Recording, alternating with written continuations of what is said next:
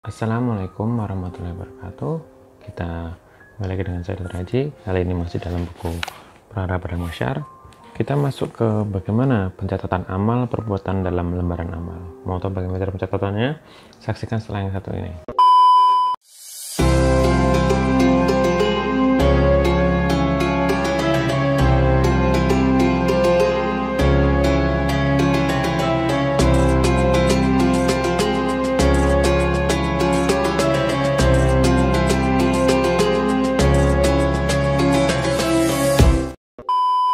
Oke, dalam bab hisab ini masih di pencatatan amal perbuatan dalam lembaran amal. Saya akan bacakan bagaimana caranya dicatat.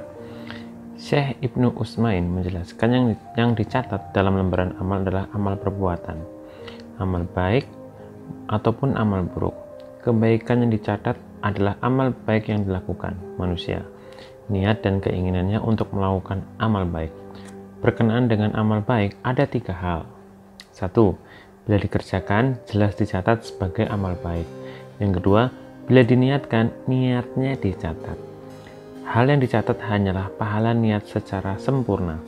Seperti disebutkan dalam hadis sahih tentang kisah seorang yang memiliki harta kemudian disedekahkan di jalan kebaikan. Kemudian ada orang miskin berkata, andai aku memiliki harta, pasti aku akan mengerjakan seperti amalan si fulan itu. Nabi bersabda, ia dengan niatnya, pahala keduanya sama. Namun, keduanya tidak sama dari sisi amal, seperti ditunjukkan dalam hadis bahwa orang-orang fakir muhajirin mendatangi Nabi, mereka bersabda, wahai Rasulullah, orang-orang kaya mendahului kami. Kemudian beliau bersabda, bacalah tasbih, tahmid, dan takbir setiap usai sholat sebanyak 33 kali. Nah, ini dari hadis Rasulullah ya. Jadi, bacalah tasbih, tahmid, takbir setiap usai sholat sebanyak 33 kali. Saat orang-orang kaya mendengar hal itu, mereka melakukan amalan serupa. Akhirnya orang-orang miskin kembali menemui Nabi dan mengadukan hal itu. Lantas Nabi bersabda, itulah karunia Allah yang ia berikan kepada siapapun yang ia kehendaki. Nabi tidak bersabda, dengan niat kalian menyamai amal mereka. Ini adil. Orang yang tidak bekerja tidak sama dengan orang yang bekerja, namun memiliki kesamaan dari sisi padahal niat saja. Itulah maksudnya sabda Nabi bahwa itulah karunia Allah yang ia berikan kepada siapapun yang ia kehendaki. Nabi tidak bersabda dengan niat kalian menyamai amal mereka. Jadi hanya Allah yang maha mengetahui. Dari kita sebaiknya tetap membaca tasbih, tahmid, dan takbir setiap sholat sebanyak 33 kali. Itu sabda dari Nabi. Yang ketiga, keinginan untuk berbuat baik. Dalam hal ini ada 2 macam. Pertama, berkeinginan melakukan sesuatu kebaikan kemudian melakukannya namun tidak bisa meneruskannya hingga usai karena adanya halangan. Amalan seperti ini dicatat pahalanya secara sempurna. Allah berfirman dalam surat An-Nisa ayat 100 ini, barang siapa berhijrah di jalan Allah, niscaya mereka mendapati di muka bumi ini tempat hijrah yang luas dan rezeki yang banyak. Barang siapa keluar dari rumahnya dengan maksud berhijrah kepada Allah dan Rasulnya, kemudian kematian menimpanya sebelum sampai ke tempat tujuan, maka sungguh telah tetap pahala di sisi Allah dan adalah Allah Maha Pengampun lagi Maha Penyayang. Ini berita gembira pada para penuntut ilmu. Ketika seorang berniat untuk menuntut ilmu dengan maksud untuk memberi manfaat kepada sesama dengan ilmu yang dimiliki, membela sunnah Rasulullah dan menyebarkan agama Allah di muka bumi, tapi ternyata ia tidak ditakdirkan untuk itu, misalkan meninggal dunia saat menuntut ilmunya, misalnya pahalanya niat dan usahanya dicatat. Lebih dari itu, jika seorang terbiasa melakukan suatu amalan kemudian pada suatu saat terhalang oleh suatu sebab, pahala amalan yang biasa ia kerjakan tetap dicatat. Nabi bersabda, ketika seorang hamba sakit atau berpergian, dicatat untuknya seperti yang ia biasa kerjakan saat bermukim saat sehat. Bagian kedua, berkeinginan melakukan suatu kebaikan tetapi tidak dilakukan padahal bisa. Yang dicatat adalah apa yang hendak ia kerjakan, apa yang ia harapkan untuk ia amalkan. Kalau bagian pertama kan sudah jelas tadi ya. Nah, sekarang bagian keduanya dicatat sebagai amalan sempurna berdasarkan sabda Nabi. Ketika 2 muslim saling berhadapan dengan membawa pedang, orang yang membunuh dan yang dibunuh sama-sama di neraka. Sahabat bertanya, wahai Rasulullah, ia pembunuh sudah jelas, lalu kenapa yang dibunuh juga masuk neraka? Beliau menjawab, karena ia berniat membunuh kawannya. Itu Itu tergantung niatnya ini ya. Hal serupa sama seperti orang yang berkeinginan untuk menegak khamar, tapi ada halangan. Dosanya dicatat secara utuh karena sudah berusaha untuk itu. Ketiga, keinginannya untuk berbuat baik dicatat dengan syarat harus diniatkan, seperti disebutkan dalam hadis Nabi yang memberitahukan tentang seseorang yang diberi harta oleh Allah, kemudian ia gunakan hartanya secara serampangan. Lalu ada orang muslim berkata, andai aku diberi harta, pasti aku akan melakukan seperti yang dilakukan si fulan. Kemudian Nabi bersabda, ia dengan niatnya, dosa keduanya sama. Oh, berarti niatnya walaupun tidak memiliki harta, tapi ketika melihat ada orang kaya yang menggunakan hartanya serampangan, kemudian ada orang yang menginginkan seperti itu dengan niat yang sama, maka dosanya sama-sama itu.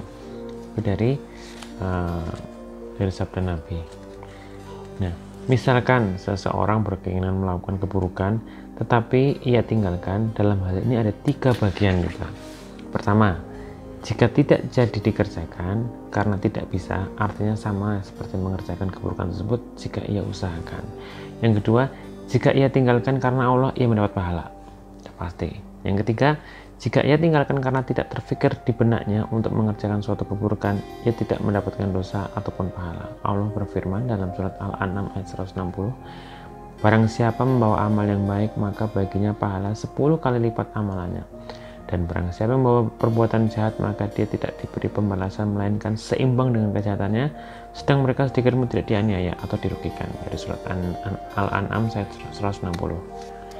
Bayangkan aja, Imam Qurtubi menuturkan, saat seluruh manusia dibangkitkan dari kubur menuju tempat pemberhentiannya, mereka bangun seperti yang Allah kehendaki dalam keadaan tidak beralas kaki, tanpa mengenakan busana. Saat itu tiba waktu penghisapan, seperti yang Allah kehendaki untuk menghisap semua manusia. Allah memerintahkan agar kitab-kitab catatan amal yang ditulis oleh para malaikat mulia pencatat amal perbuatan manusia didatangkan. Mereka pun mendatangkannya.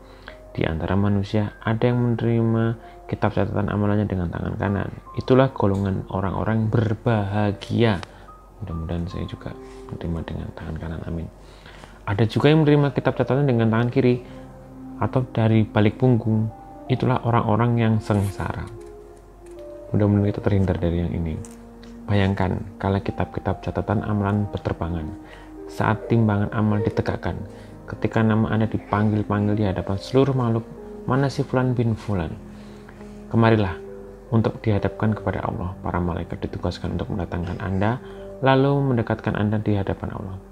Kesamaan nama Anda dan nama ayah Anda tidaklah samar bagi para malaikat. Saat Anda tahu bahwa Anda adalah orang yang dipanggil, saat seruan mengetuk hati Anda, lalu Anda pun tahu bahwa yang dicari adalah Anda. Kemudian Anda pun menggigil ketakutan, seluruh badan Anda bergetar, warna kulit Anda berubah, hati Anda berterbangan, Anda berjalan melangkahi barisan manusia yang mengantri giliran menuju Allah untuk berhadapan dengannya. Berdiri di hadapannya, semua manusia menatap Anda berada di hadapan mereka. Semua saat hati Anda berterbangan, sangat karena Anda tahu hendak dibawa kemana. Bayangkan saat Anda berada di hadapan Rob, di tangan Anda terdapat lembaran yang memberitahukan amalan Anda yang sama sekali tidak meninggalkan amalan apapun atau rahasia apapun. Anda baca dengan lisan letih dan hati sedih, huru hara meliputi Anda di berbagai penjuru di depan dan belakang. Betapa banyak petaka yang Anda lupa namun disebut oleh lembaran catatan amal. Berapa banyak keburukan yang Anda sembunyikan namun diperlihatkan dan ditampakkan oleh lembaran catatan amal. Berapa banyak amalan yang kau kira akan menyelamatkan Anda, tapi justru dibantah oleh catatan amal di tempat pemberhentian. Itu dibatalkan pahalanya dan sebelum memperlihatkan hal yang besar. Alangkah ruginya hati Anda, alangkah menyesalnya Anda karena ketaatan terhadap Rabb yang Anda abaikan. Itulah bab daripada isi bagaimana lembaran-lembaran itu ditulis di lembar kebaikan dan keburukan. Mudah-mudahan kita termasuk orang yang menerima lembaran catatan amal kita dengan tangan kanan. Sekian dari saya, semoga bab ini bermanfaat untuk kita semua. Saya akhiri, wassalamualaikum warahmatullahi wabarakatuh.